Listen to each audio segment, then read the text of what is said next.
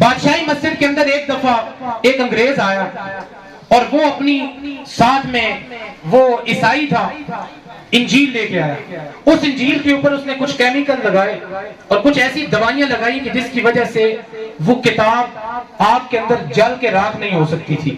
اس نے اپنی انجیل کے اوپر وہ کیمیکل لگائے اور مسلمانوں کے پاس آ گیا اور مسلمانوں کے پاس آ کے کہنے لگا، اے مسلمانوں، میں کہتا ہوں کہ ہماری انجیل سچی ہے اور نعوذ باللہ تمہارا قرآن جھوٹا ہے. استغفر اللہ. مسلمانوں نے کہا کس طرح؟ اس نے کہا اگر سچا ہے تو پھر اس طرح کرو، آگ کا الاؤ روشن کرتے ہیں، تم اپنا قرآن اس میں پھینکو، میں اپنی انجیل اس میں پھینکتا ہوں، جو جل کے راکھ ہو جائے سمجھ لینا وہ جھوٹی ہے، جو بچ جائے تو سمجھ لینا وہ سچی ہے. اب وہاں پہ بڑے بڑے عالم، بڑے بڑے وقت کے علماء اور بڑے بڑے متقی اور پرہیزگار لوگ پریشان ہو گئے، حیران ہو گئے کہ یہ عیسائی کہہ کیا رہا ہے اور کیسا عجیب دعویٰ کر رہا ہے. یہ فلسفہ، یہ مکالمہ ان کا چل رہا تھا. اتنے میں بادشاہی مسجد کے سامنے ایک ترکھان کی دکان تھی، وہاں سے ایک ترکھان بندہ، مستری بندہ آیا اور آ کے اس نے کہا، اے عیسائی، تو نے جو مکالمہ کرنا ہے میرے ساتھ کر، میں تجھے جواب دیتا ہوں. کہا تو جواب دے گا؟ کہا ہاں میں جواب دوں گا. کہا کہ وہ ترکھان بندہ، وہ جس قرآن سے رات کو قرآن کی تلاوت کرتا تھا، اس نے اس قرآن کو چوما، اس نے سینے کے ساتھ لگایا اور سینے کے ساتھ لگانے کے بعد اس نے کہا قرآن کو آگ میں پھینکنا قرآن کی توہین ہے، بے حرمتی ہے. انجیل کو قرآن میں آگ میں ڈالنا انجیل کی بے حرمتی ہے، توہین ہے.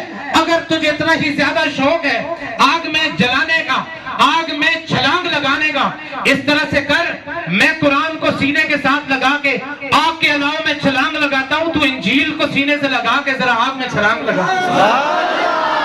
آواز بلند کہہ دیجیے. اور میں وہ کسی نے کہا تھا کہ ہم دیکھتے ہی رہ گئے تھے، ترکھانہ دا منڈا بازی لے گیا. وہ علامہ اقبال نے حضرت غازی علم الدین شہید کے جنازے پہ جب ہزاروں لاکھوں اور کروڑوں کا مجمع تھا، لاہور کی سرزمین کا سب میں آتا ہے کہ غازی علم الدین شہید کا جنازہ تھا. اور غازی علم الدین شہید ذات کے اعتبار سے ایک ترکھان تھے.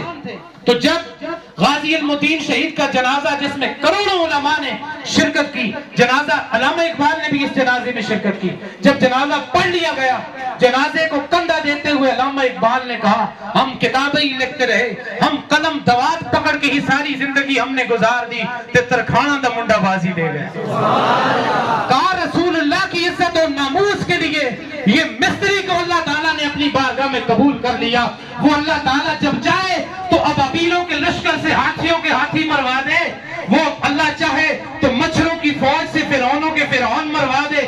وہ اللہ تعالیٰ جب چاہتا ہے تو پھر وقت کے کسی مستری سے بھی اللہ تعالیٰ اپنے محبوب کی عزت و ناموس کو زندہ کر دیتا ہے.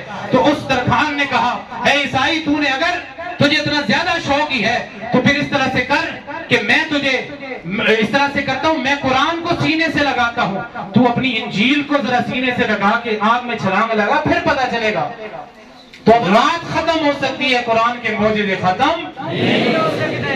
اسی لیے ہم کہتے ہیں کہ قرآن نہ بدلا جائے گا، فرمان نہ بدلا جائے گا، قرآن نہ بدلا جائے گا، فرمان نہ بدل جائے گا.